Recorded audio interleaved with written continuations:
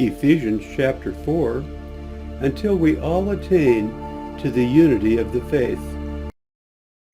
Walk worthy of your calling. Ephesians chapter 4, verses 1 through 6.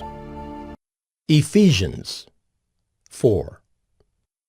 I, therefore, a prisoner for the Lord, urge you to walk in a manner worthy of the calling to which you have been called, with all humility and gentleness, with patience, bearing with one another in love, eager to maintain the unity of the Spirit in the bond of peace. There is one body and one Spirit, just as you were called to the one hope that belongs to your call, one Lord, one faith, one baptism, one God and Father of all, who is over all and through all and in all. The truth. God calls his people to live in a manner that reflects the salvation they have received. Humility, gentleness, patience, and love are essential characteristics of those who follow Christ. The unity of believers is rooted in God himself, not in denominations, traditions, or personal preference.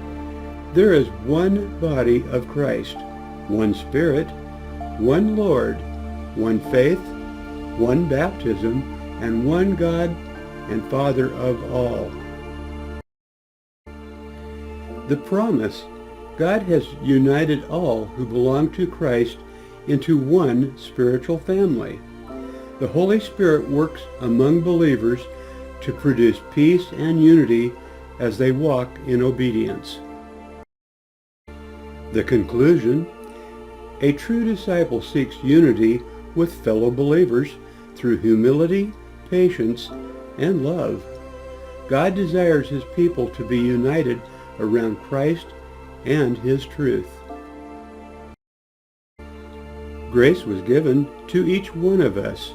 Ephesians chapter 4, verses 7 through 10. But grace was given to each one of us, according to the measure of Christ's gift. Therefore it says, When he ascended on high, he led a host of captives, and he gave gifts to men. In saying he ascended, what does it mean but that he had also descended into the lower regions, the earth? He who descended is the one who also ascended far above all the heavens, that he might fill all things. The truth.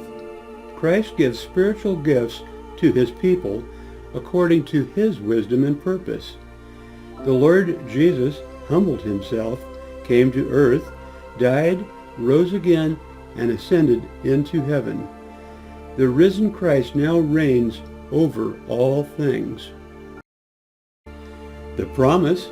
The Lord equips every believer with spiritual gifts that can be used for his service. Christ possesses all authority and continues to work through his people. The conclusion. A true disciple recognizes that every ability and opportunity for service comes from Christ.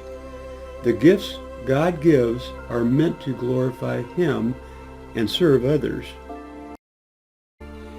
Equipped to grow into the fullness of Christ. Ephesians chapter 4, verses 11 through 16.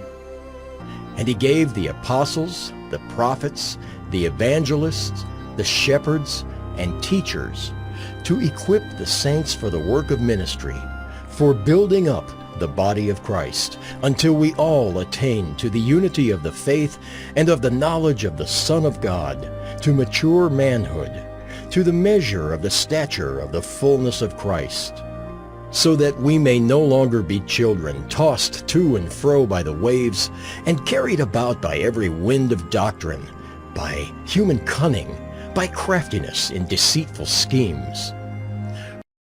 Rather, speaking the truth in love, we are to grow up in every way into him who is the head, into Christ, from whom the whole body, joined and held together by every joint with which it is equipped, when each part is working properly, makes the body grow so that it builds itself up in love. The truth, Christ has given leaders and teachers to equip the saints for the work of ministry. We are all gifted and essential for building up the body of Christ. It is God's will for every believer to grow to spiritual maturity and true knowledge of who Christ truly is. False teachers can deceive immature believers. They are cunning, crafting, and have deceitful schemes. Spiritual growth happens when God's truth is spoken in love. The promise, the Lord equips every believer with gifts that are essential for building up the body of Christ. Christ possesses all authority and continues to work through his people today. The conclusion, a true disciple continues growing in truth, love, and spiritual maturity. God intends every believer to contribute to the growth of his people. Equipped to grow to the fullness of Christ. Ephesians chapter 4, verses 17 through 24. Now this I say and testify in the Lord, that you must no longer walk as the Gentiles do, in the futility of their minds. They are darkened in their understanding, alienated from the life of God because of the ignorance that is in them, due to their hardness of heart. They have become callous and have given themselves up to sensuality, greedy to practice every kind of impurity. But that is not the way you learned Christ, assuming that you have heard about him and were taught in him, as the truth is in Jesus, to put off your old self, which belongs to your former manner of life and is corrupt through deceitful desires, and to be renewed in the spirit of your minds, and to put on the new self, created after the likeness of God, in true righteousness and holiness. The truth, Jesus did not save his people so they could continue living as they once did. Those who have learned Christ have been taught to turn away from the old life that is corrupted by sinful desires and to be continually renewed in their minds. The truth found in Jesus transforms both the heart and the way a person lives.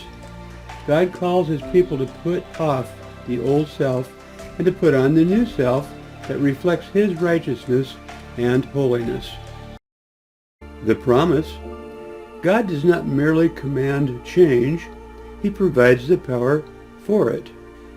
As believers walk with Christ, he renews their minds and shapes them into the likeness of God. The new life in Christ is not based on human effort alone, but on God's transforming work within those who belong to him. The conclusion, a true disciple does not continue to live according to the old sinful nature. Through the truth of Jesus Christ, the old self is put off, the mind is renewed, and the new self is put on. The evidence of spiritual growth is an increasing desire to live in righteousness and holiness as God intended. Living the new life in truth, love, and forgiveness. Ephesians chapter 4, verses 25 through 32. Therefore, having put away falsehood, let each one of you speak the truth with his neighbor, for we are members one of another. Be angry and do not sin. Do not let the sun go down on your anger, and give no opportunity to the devil. Let the thief no longer steal, but rather let him labor, doing honest work with his own hands, so that he may have something to share with anyone in need.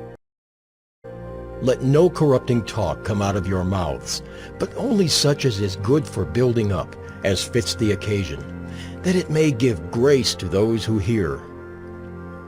And do not grieve the Holy Spirit of God, by whom you were sealed for the day of redemption. Let all bitterness and wrath and anger and clamor and slander be put away from you, along with all malice.